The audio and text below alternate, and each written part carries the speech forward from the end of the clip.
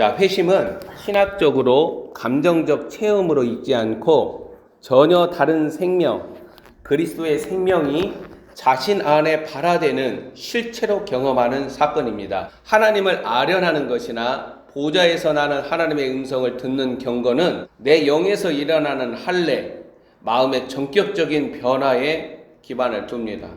그래서 이전 것으로부터 완전히 끊어져서 그리스도를 따라가는 거예요.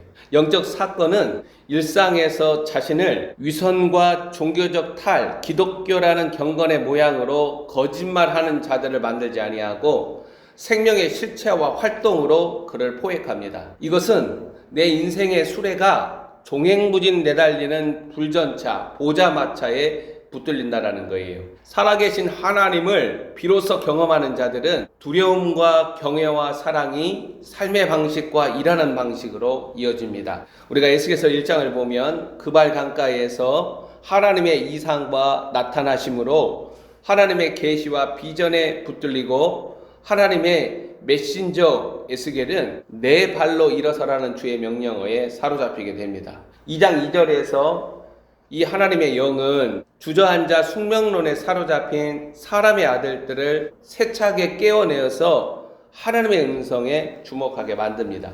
주님은 하늘의 군대나 땅의 모든 군대들을 자신의 음성으로 이끄세요. 꿈이든 환상이든 본 것 가운데 거기에 마음을 두지 말고 주님의 음성에 관심을 둬야 돼요. 현실과 상황과 앞날에서 성도들은 자신의 발로 일어나는 일이 참으로 중요합니다. 그래서 누구를 의지하면 쩔뚝쩔뚝 저는 발이가 돼요. 히브리서에서 저는 다리를 고치라고 하잖아요. 내 인생의 불전차, 보자마차 환상이 이 하나님의 이상과 하나님의 나타나심이 일어나면 보좌에서 들려지는 하나님의 음성이 내 인생의 수레를 붙들고 나를 그의 뜻대로 인도하시는 거예요. 아무도 나에게를 가르쳐주지 않을 때에 너를 부르시니 너의 선한 목자 주 예수 그리스도의 음성을 들으라는 거예요. 지금은 온갖 거짓과 속임과 미혹의 영들이 다른 예수, 다른 복음, 다른 영으로 말합니까? 전부 다 이건 하나님이 말씀하셨다. 이건 주님이 나에게 보여주셨다. 그런데 실상은 거짓 예수이고 거짓 영이고 다른 복음이라는 거예요. 이걸 분별할 수 있는 눈이 있냐라는 거예요. 나의 발은 내 인생의 궤적이자 세상 현실을 읽어내는 생각과 가치 판단의 동선을 보여주고 그 뒤안길을 고스란히 내 발과 내 손이 기어가고 있어요. 악한 세상의 시류에 휘말려서 저항하지 못하고 들려오는 주님의 명령에 순종과 믿음으로 응수하지 못한 채 주저앉은 발은 오직 에스겔서 1장을 보면 주님으로부터 오는 음성에 반응함으로써 마침내 일어설 수 있다는 거예요. 그래서 그리스도의 군사들은 주저앉은 모든 상황 가운데서 하나님이 그를 일으켜 세우세요. 여호수아 1장, 에스겔서 1장, 일어난 자들이 하나님의 음성과 명령을 주체적으로 수용하면서 하나님의 역사를 이루는 거예요. 내 안에 창세전에 감추어진 하나님의 비밀 그리스도가 생명이라는 실체로 드러난 자들은 종교적 수건으로 닫힌 눈이 열려서 이 땅의 현실 위에 내려진 하늘 사닥다리를 보게 된다는 거예요. 그래서 마음의 눈을 열어달라고, 내 마음에 덮인 종교적 수건을 제하여 달라고, 그리고 그리스도 얼굴에 있는 하나님을 아는 빛을 나의 영에 비춰달라고 날마다 기도하는 거예요. 이들은 마지막 주자들로 부상하는 마지막 번 짐승의 제국 사탄의 나라 앞에 준비시킵니다. 하나님의 눈과 입으로 분하며 주님의 손과 발이 되어 이들은 오메가의 일들을 수행합니다. 자, 2장 3절에서 7절 보면 강렬하게 다가오는 불같은 이 영의 메시지는 주 여호와 하나님을 기억하고 신앙하는 자들의 실체를 폭로한다라는 거예요. 내가 과연 어떤 자인가? 그러나 하나님의 영이 우리를 비춰주셔야 돼요. 요한계시록에 보면 주 예수 그리스도께서 나타나시는데 그 눈이 불꽃 같고 나를 전부 다 나의 실상을 다 드러내셔야 돼요. 그게 살 길이니까. 제사장 하나님의 메신저 에스겔은 바로 이렇게 실체가 다 드러난 사람들의 울타리에 둘려서 자신의 발로 서서 하나님의 음성을 듣고 하나님의 심정과 심판어를 증거해야 한다는 거예요. 마지막 때 사람의 아들들, 인자 그리스도의 메신저들은 에스겔이 보냄받음과 같이 그들의 동료들, 하지만 패역한 백성들, 하나님을 배반하는 자들에게 보냄받습니다. 우리는 인자 에스겔의 파송받음이 사람의 아들 예수 그리스도의 파송받음과 넘겨짐을 연상케 합니다. 주님은 마지막 때에 그리스도로 말미암아 고난받는 영광을 즐거이 짊어지는 양들을 사랑하시고 함께 하십니다. 그래서 디모데 후서에서 바울이 디모데에게 너는 그리스도의 군사다. 복음과 함께 고난을 받으라. 그게 하나님의 뜻이라는 거예요. 하나님의 뜻은 말세에 고통하는 때가 이르리니 이 고통의 시기에 하나님의 메신저들로 그리스도의 몸으로 하나님의 살아있는 증거들로 우리를 세우세요. 그래서 십자가라는 하나님의 능력과 십자가의 길이라는 그 삶의 방식을 누구라도 그리스도의 생명이 내 안에서 역사하는 자들은 패역하고 반역하는 자들, 하나님의 통치에 저항하는 그 현실로 보내진다라는 거예요. 이스라엘 백성들은 패역한 백성들로 2장 6절을 보세요. 인자야 너는 비록 가시와 찔레와 함께 있으며 정갈 가운데 거주할지라도 그들을 두려워하지 말고 그들의 말을 두려워하지 말지어다. 그들은 패역한 족속이라도 그 말을 두려워하지 말며 그 얼굴을 무서워하지 말지어다. 아멘. 이 2장 6절에서 이스라엘 백성들, 패역한 백성들을 가시와 찔레 그리고 전갈로 읽습니다. 에스겔은 이러한 현실에 갇혀서 그가 두려움이나 우울증에 사로잡히지 말도록 하나님의 격려를 받는다라는 거예요. 하나님의 위로는 고린도 후서 1장을 보면 하나님의 뜻으로 말미암아 고난당하는 자들의 심령 속에 그들의 삶의 실제적인 능력으로 나타나는 거예요. 자신 위로 설치된 불전차 보자마자 환상에서 영으로 에스겔은 하나님의 음성과 격려를 들으므로 가시와 찔레, 전갈과 같은 존재들의 얼굴과 말발에 침몰되지 않습니다. 에스겔은 그들의 얼굴에 주눅이 들지 않고 두려워하지 않고 주께서 넣어주시는 메시지, 증거를 바란다는 거예요. 사람의 아들 에스겔은 2장 8절을 보세요. 패역한 족속과 한 통속으로 복제되지 말고 자신의 입을 열어 주께서 주시는 양식, 말씀이죠. 생명의 말씀, 그리스도의 증거를 먹고 자신 안에 채우면서 의의 길, 좁고 협착한 길을 고수해야 합니다. 말씀하시는 이는 에스겔에게 내 입을 벌리고 내가 내게 주는 것을 먹으라고 명령하십니다. 본문 9절에서 나타난 한 손이 펴지면서 두루마리 책을 먹게 합니다.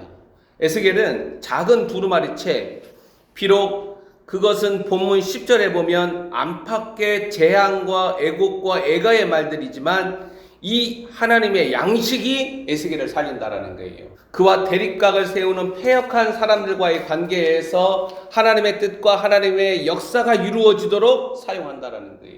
에스겔에게 주어진 하나님의 양식은 에스겔이 처한 현실에서 드러나야 하는 하나님의 일들을 하나님의 언어로 드러내는 장치라는 거예요. 그 두루마리 책은 안팎의 애가와 애곡과 재앙의 말이 기록되어 있잖아요.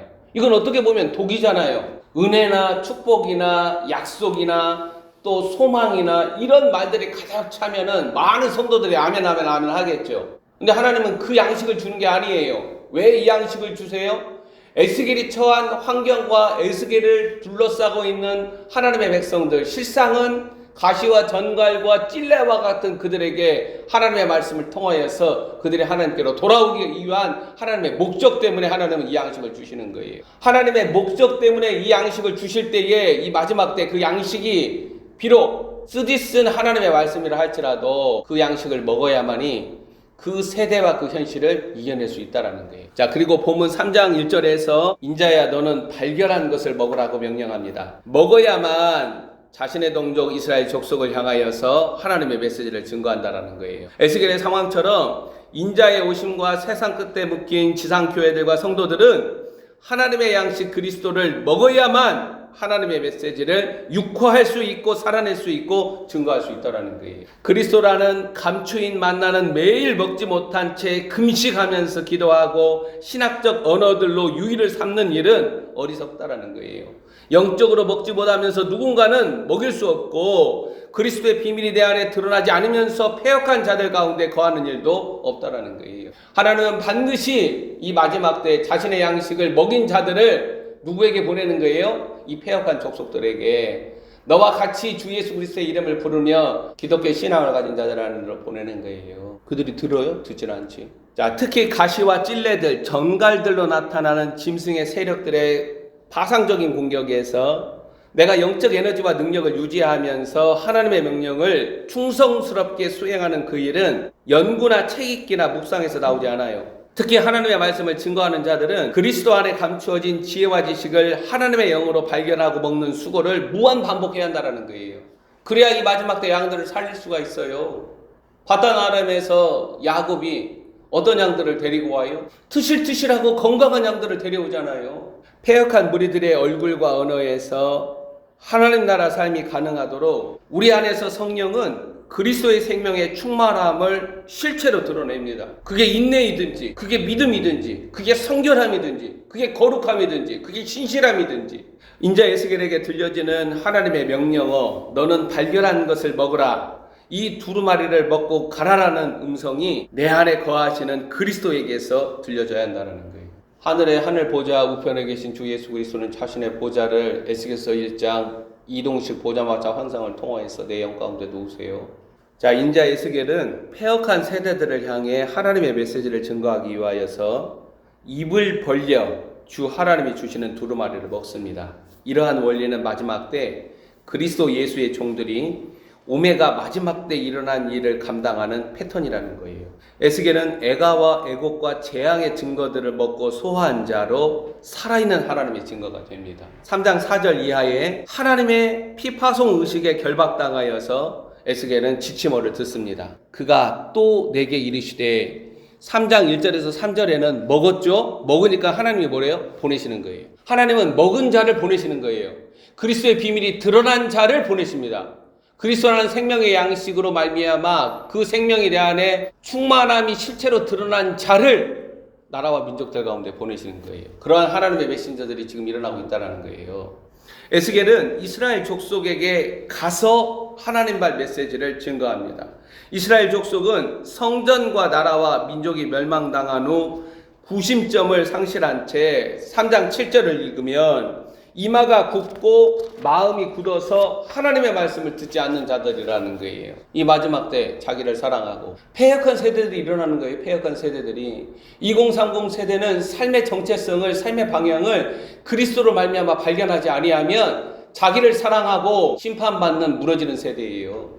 하나님은 그들을 반역하는 자들로 규정하신다라는 거예요. 듣지 않는 자들에게 가서 3장 11절이 말하는 바 하나님의 증거로 살아가는 운명에 에스겔은 근심하고 분한 마음에 혼란스럽습니다. 하나님의 손이 그를 강하게 붙듦으로 에스겔은 자신을 지탱할 수 있다는 거예요. 그발강가 포로 수용소의 일상적인 삶은 이 에스겔을 진동시키지 못했지만 하나님의 이상과 하나님의 나타나심은 그를 송두리째 뒤흔들었습니다. 에스겔은 자유롭게 이동하는 불전차 보좌마차에 포획당하여서 재앙과 애가와 애곡의 메시지를 패역한 족속 자신의 동족 이스라엘을 향하여 증거하는 하나님의 입이 되었다는 거예요. 오메가 때 하나님의 그리스도를 먹고 마시는 자들은 하나님의 메신저들로 낡은 하늘과 땅을 걷어내는 하나님의 마지막 일들에 소환당하여서 지상 교회들과 저그리스도 제국에 하나님의 증거로 나타나는 사람의 아들들이라는 거예요. 자, 이러한 사람의 아들들, 인자들이 인자이신 하나님의 아들 예수 그리스도의 다시 오시는 길을 예비합니다. 하나님의 영광과 하나님의 나타나심에 사로잡힌 자들은 이전의 삶을 살지 못해요. 그들은 하나님의 영원하신 계획과 목적과 뜻이라는 그리스도의 비밀을 먹고 마심으로 자신의 배에 채운 육화된 사람 메시지 살아있는 증거라는 거예요. 우리는 오늘날 이러한 그릇으로 거듭나야 돼요. 사도행전 2장에 나타난 사건이 반드시 우리 할렐루야 영광교회 안에 일어나야 돼요. 그발강가 포로 수용소라는 현실은 마지막 번 짐승의 제국을 연상케 하죠. 이 마지막 번 짐승의 제국에 갇히는 자들의 눈과 귀를 여시는 주 예수 그리스도께 우리는 지금 나아가야 한다는 거예요.